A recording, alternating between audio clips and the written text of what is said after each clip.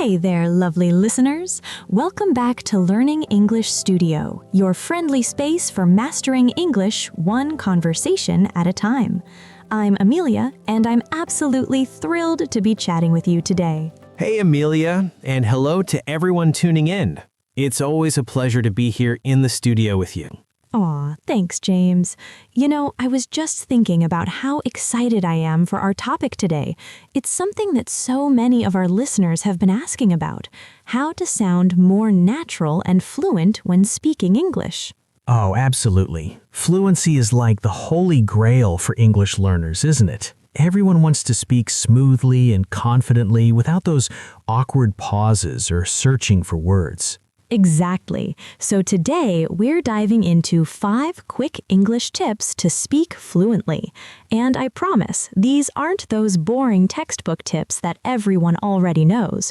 We're going to share some real practical strategies that actually work in everyday conversations. I love that approach.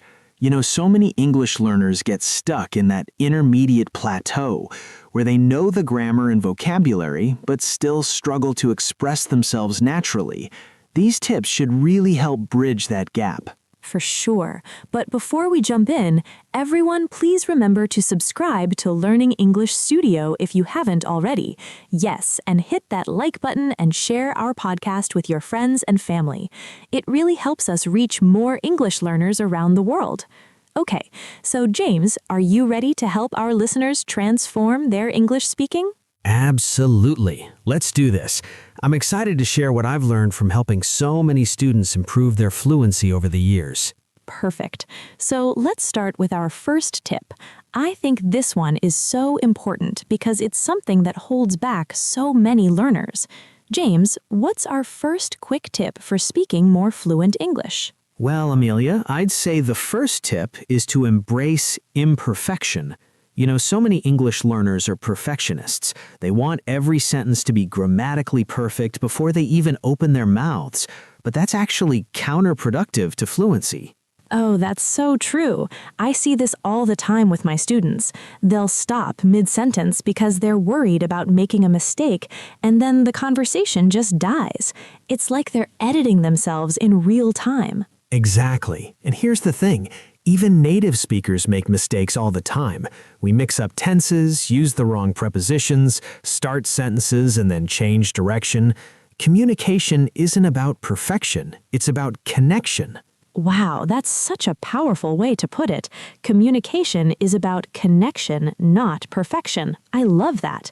So, what would you recommend to someone who's really struggling with this perfectionism? Well, I always tell my students to aim for good enough English, not perfect English.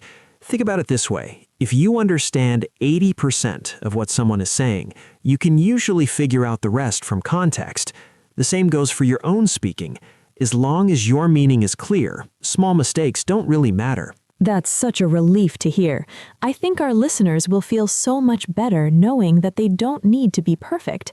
It takes so much pressure off, you know? Definitely. And here's a little trick I share. Give yourself permission to make 3 mistakes in every conversation.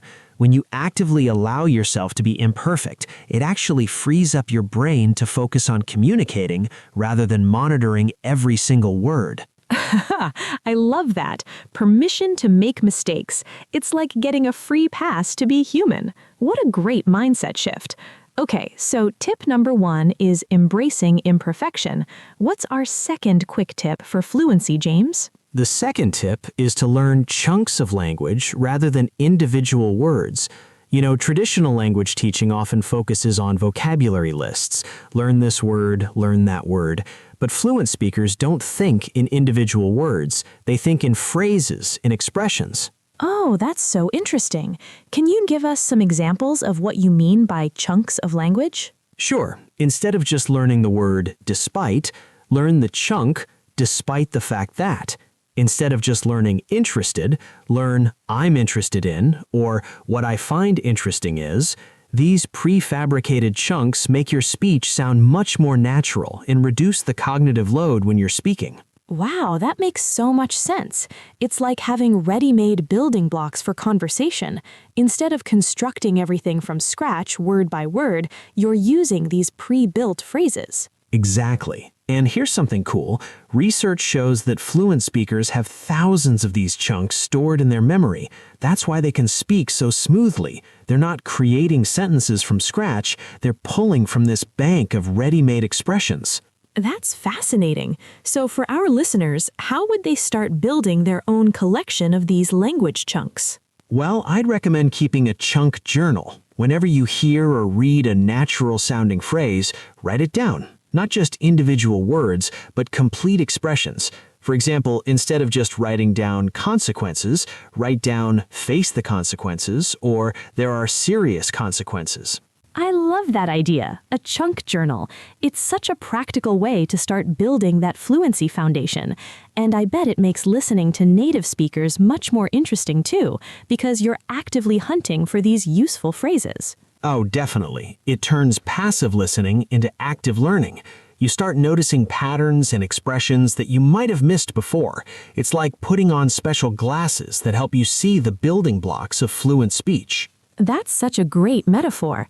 Okay, so we have tip 1, embrace imperfection, and tip 2, learn chunks of language. What's our third quick tip for speaking more fluent English, James? The third tip is to practice thinking in English. This might sound simple, but it's incredibly powerful. So many English learners think in their native language and then translate to English when they speak, which creates delays and unnatural phrasing. Oh, that's so true. I can always tell when someone is translating in their head. There's this little pause before they speak, and sometimes the word order sounds a bit off, like a direct translation from their first language. Exactly. And thinking in English isn't something that happens overnight. It's a habit you need to build gradually. I always suggest starting small, maybe just 5 minutes a day of consciously thinking in English. That's such practical advice, but I wonder, what exactly should someone think about? Like, should they be having imaginary conversations in their head? Well, that's one way to do it, but I usually suggest starting with describing your immediate surroundings in English. Look around your room and think, the walls are white. I'm sitting at a wooden desk. There's a blue pen next to my laptop. Simple, concrete observations. Oh, that's brilliant. Starting with what you can see right in front of you. It's concrete and doesn't require complex vocabulary. And then you can gradually build up to more abstract thoughts. Exactly. And here's another technique. Narrate your daily activities in your head. As you're making coffee, think to yourself in English, I'm grinding the coffee beans. Now I'm boiling the water. I'll add 2 scoops of coffee to the filter. It's like being your own narrator. I love that, being your own narrator. That sounds both fun and really effective. And I bet it makes daily tasks more interesting too, since you're practicing English while doing them. Oh, definitely. And the beautiful thing is that nobody hears your mistakes, so you can practice without any pressure. It's like a private rehearsal space for your English brain. That's such a perfect way to describe it, a private rehearsal space. Okay, so tip 3 is thinking in English. What's our 4th quick tip for fluency, James? The 4th tip is to use filler words and hesitation devices strategically. You know, many learners think that fluent speakers never pause or say or but that's just not true. Even native speakers use these devices all the time. Oh, that's so interesting. I think many of our listeners have probably been told to avoid filler words at all costs. So you're saying they can actually be helpful for fluency? Absolutely. The key is using them naturally and not overdoing it. Native speakers use hesitation devices like, well, let me think, and how should I put this, to buy themselves a moment to think while maintaining the flow of conversation. Wow, that's such a different perspective. So instead of these awkward silences while you search for a word, you can use these natural-sounding fillers to keep the conversation moving. Exactly. And here's something important. Different hesitation devices serve different purposes. For example, well is great for introducing a slightly different perspective, while let me think explicitly signals that you're considering your answer. you know is perfect for checking if your listener is following along. That's fascinating. So these aren't just random fillers, they each have a specific function in conversation. I bet using them appropriately can make someone sound much more natural and fluent. Oh, definitely. And here's a little exercise I recommend. Listen to a short clip of a native speaker having a casual conversation and count how many hesitation devices they use. You'll probably be surprised at how many there are. That's such a great exercise. It would really help normalize these pauses and fillers so learners don't feel like they're making mistakes when they use them naturally. Exactly. And the goal isn't to sound like you're reading from a script, it's to sound like a real person having a real conversation with all the natural hesitations and thinking moments that involves. That's such a refreshing perspective on fluency. It's not about being perfect and machine-like, but about being human and natural. Okay, so tip 4 is using filler words strategically. What's our 5th and final quick tip for speaking more fluent English, James? The 5th tip is to practice shadowing, repeating what native speakers say almost simultaneously. This technique is incredibly powerful for developing natural rhythm, intonation, and flow in your English. Oh, shadowing. I've heard about this technique, but I'd love to hear more about how to do it effectively. It sounds like it could be challenging to speak at the same time as someone else. Well, it does take some practice, but it's worth it. The key is to start with short audio clips, maybe 15 to 30 seconds, of clear, natural speech. You listen to the sentence, then immediately repeat it, trying to match the speaker's rhythm, intonation, and stress patterns as closely as possible. That sounds fascinating. So you're not just repeating the words, but also the musicality of the language, the ups and downs, the emphasis, the pauses. Exactly, and here's why it's so effective. When you shadow, you bypass the analytical part of your brain that wants to translate and construct sentences from scratch. Instead, you're training your mouth and ears to work together automatically, just like when you learned your first language. Wow, that's such a brilliant explanation. It's like you're creating new neural pathways for English that don't involve translation at all. That's amazing. And the beautiful thing about shadowing is that it works on multiple levels at once. You're improving your pronunciation, rhythm, intonation, and fluency all at the same time. It's like a full-body workout for your English-speaking skills. I love that. A full-body workout for your English skills. That's such a great image. So how often would you recommend someone practice shadowing to see real improvement? Well, consistency is key here. Even 10 to 15 minutes of focused shadowing practice every day can make a noticeable difference in a few weeks. It's like exercising. Small, regular sessions are much more effective than one long session occasionally.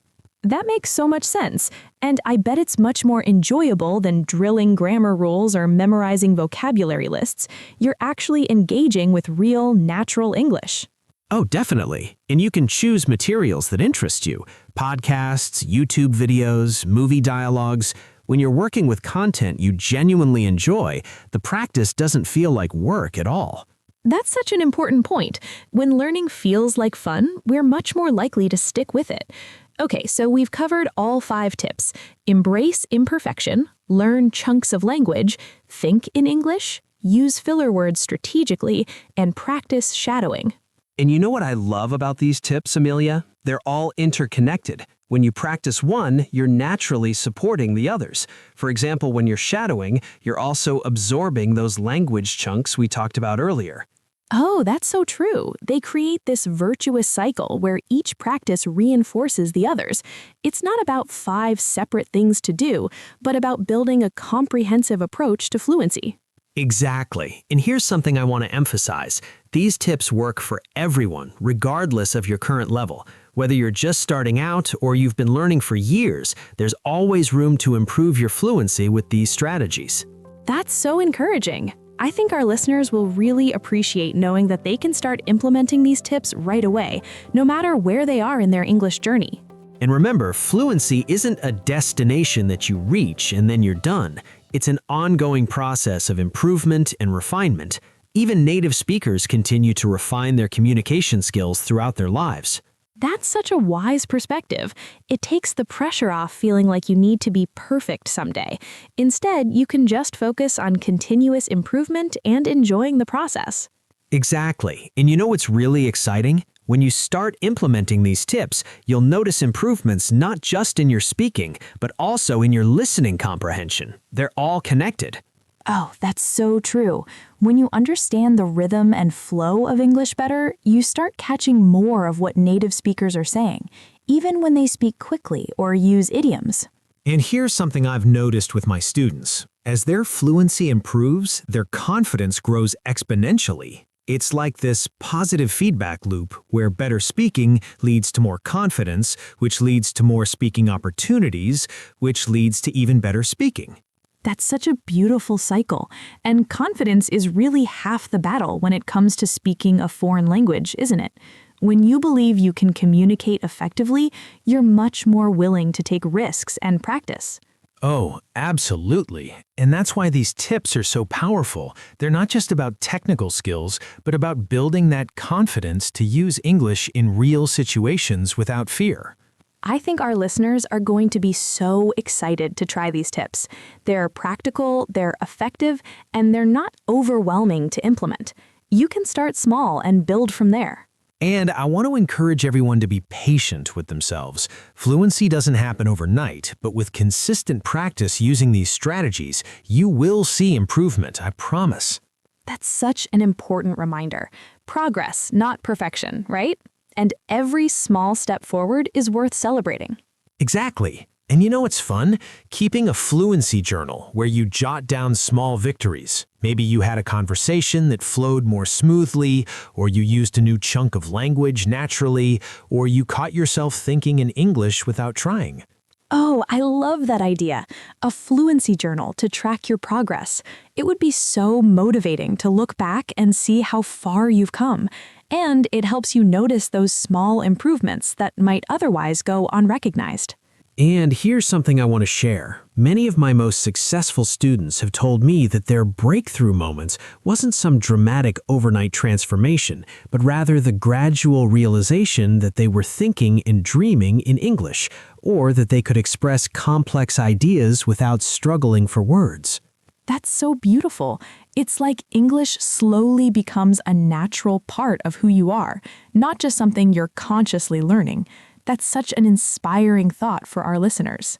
And you know what's really exciting? When you reach that point, you start having genuine connections with people through English, sharing jokes, understanding cultural nuances, expressing your true personality. That's when language really comes alive. Wow, that's such a powerful image. Language as a bridge for genuine human connection. That's really what it's all about, isn't it? Not just perfect grammar, but real communication between real people.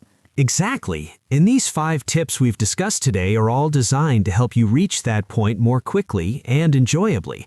They're not about tedious drills, but about practical strategies that make a real difference in your ability to connect with others through English. I'm so glad we had this conversation today, James. I feel like our listeners are going to walk away with so many practical ideas they can implement right away.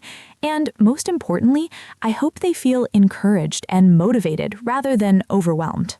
That's my hope too. And I want to remind everyone that every fluent English speaker was once a beginner. Every person you admire for their English skills went through the same struggles you're facing now. You can do this. That's such an important reminder. We're all on this journey together, and progress looks different for everyone. The key is to keep moving forward and enjoy the process.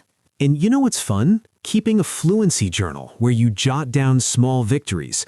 Maybe you had a conversation that flowed more smoothly, or you used a new chunk of language naturally, or you caught yourself thinking in English without trying. Oh, I love that idea. A fluency journal to track your progress.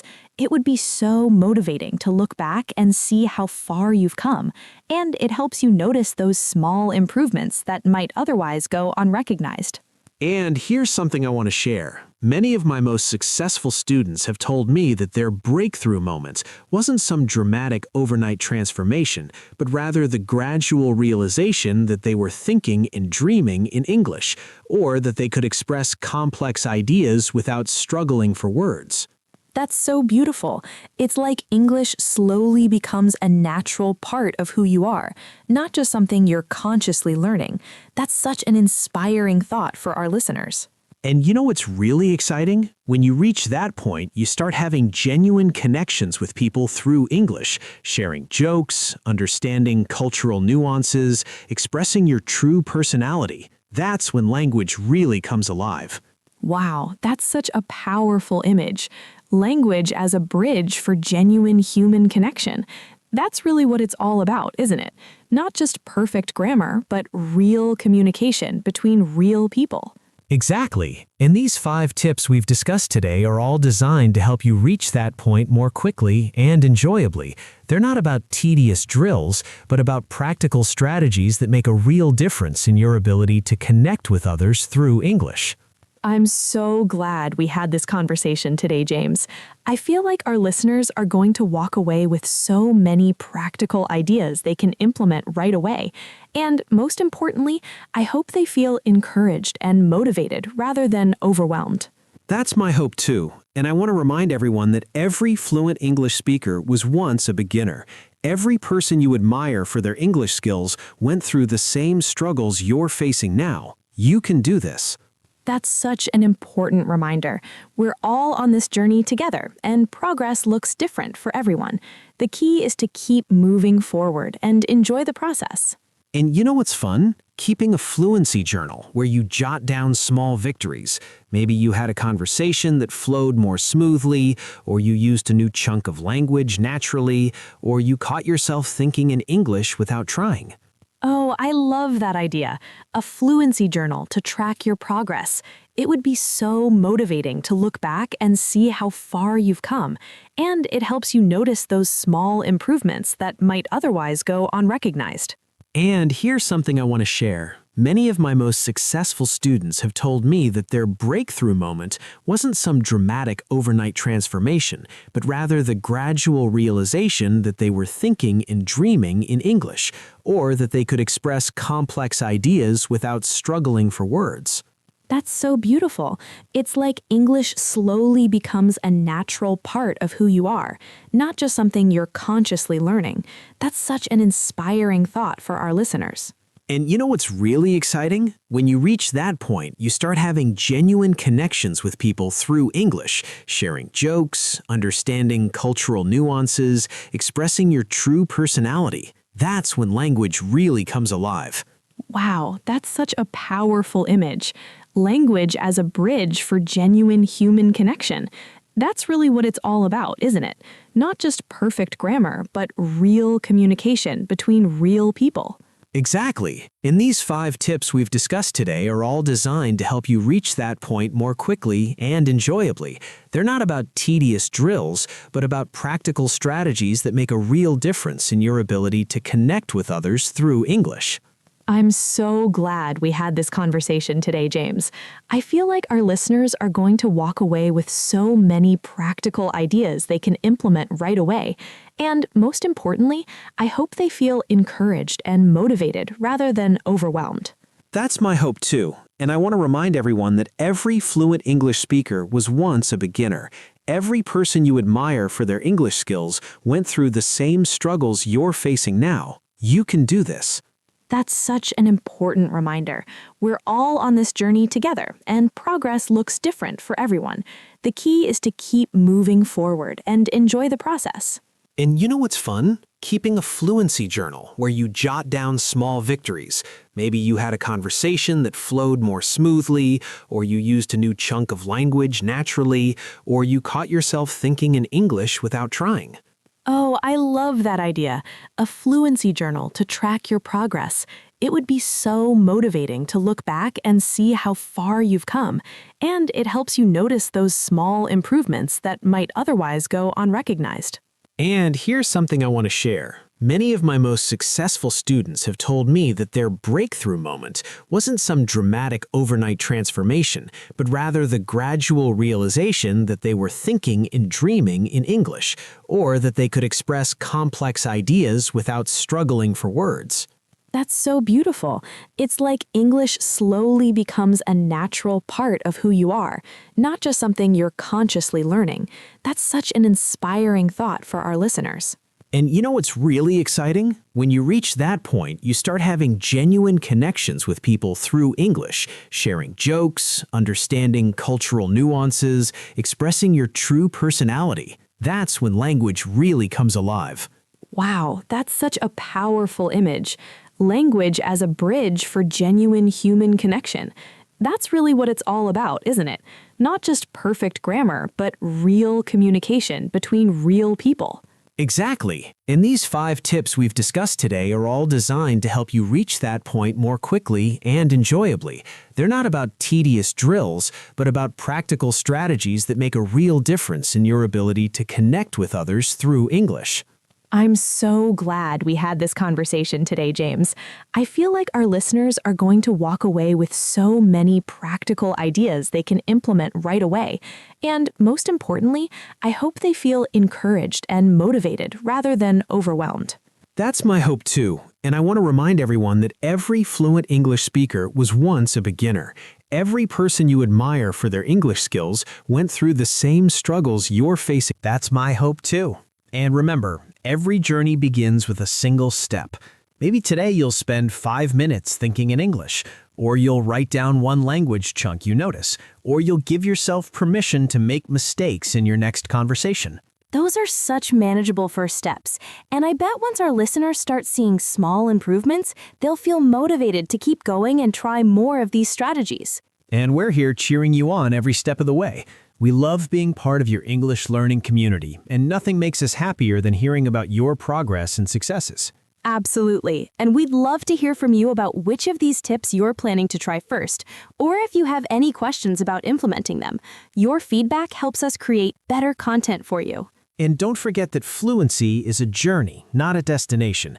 There's always room to grow and improve, and that's actually what makes it interesting and enjoyable. Embrace the process. That's such perfect advice to end with. Well, James, thank you so much for sharing these incredible tips with us today. I feel like I've learned so much, and I know our listeners have too. It's been my pleasure, Amelia. I always enjoy our conversations, and I'm excited to hear how everyone implements these strategies in their own English journey. And to all our listeners out there, thank you for joining us today on Learning English Studio. We hope you feel inspired and encouraged to take your English fluency to the next level. Remember, you're capable of more than you think, and every small step forward is progress. We believe in you. Absolutely. And now it's time for our favorite part of the show, where we get to interact with you, our amazing learning community. I love this part. It's so fun to hear from everyone and see how you're applying what you learn on the podcast. So today, we have a little challenge for you. We want to know which of these 5 fluency tips resonates most with you and why. Here are your options. Option 1, embrace imperfection because you're tired of feeling pressured to be perfect when you speak English. Option 2, learn chunks of language because you love the idea of having ready-made phrases to make speaking easier. Option 3, think in English because you want to stop translating in your head and start thinking directly in English. Option 4, use filler words strategically because you want to sound more natural when you need a moment to think. Or option 5, practice shadowing because you're excited about improving your rhythm and intonation. Ooh, those are great options. And I'm curious to see which one everyone chooses. Each person might connect with a different tip depending on their current challenges and goals. Exactly. So leave us a comment letting us know which option you chose and why. And here's the fun part. Try using one of the language chunks we talked about in your comment. Maybe something like, what I find interesting is, or I'm particularly excited about. That's such a brilliant idea. Practice makes perfect, right? And this way, you're not just telling us which tip you like, you're actively practicing your English skills right in the comments. And don't worry about making mistakes. Remember tip number 1 about embracing imperfection. We just want to see you trying and practicing. And here's another fun challenge. Try thinking in English for just 5 minutes today and then share what you thought about. It could be something simple like describing your room or narrating what you're doing. Ooh, I love that. It's like a mini thinking in English challenge, and I bet our listeners will be surprised at how much they can express even with just 5 minutes of practice. And don't forget to share your progress with us. We love celebrating your victories, no matter how small they might seem. Every step forward is worth acknowledging. Absolutely, and we'll be reading your comments throughout the week. Your feedback and questions help us create better content for you, so don't be shy. Let us know what's on your mind. And if you have a friend who's also learning English, why not share this episode with them? Maybe you can practice these tips together and keep each other motivated. That's such a great idea. Learning together is always more fun, and you can even make a game out of it. Who can collect the most language chunks this week? Or who can go the longest thinking only in English? I love that. A little friendly competition can be so motivating. Just remember that the real goal is progress, not perfection. Exactly. And don't forget to subscribe to Learning English Studio if you haven't already. We have so many more exciting episodes coming up with practical tips to help you master English. And follow us on social media too. We share extra content, behind-the-scenes moments, and sometimes we even post special challenges just for our followers. That's right. We're in this together, and we're here to support you every step of the way on your English learning journey. Well, that's all for today, everyone. Thank you so much for joining us. And remember, you've got this. Your English skills are improving every day, even when you don't realize it. Absolutely. Keep practicing, stay positive, and most importantly, enjoy the process. We'll see you next time on Learning English Studio. Bye for now, and happy learning.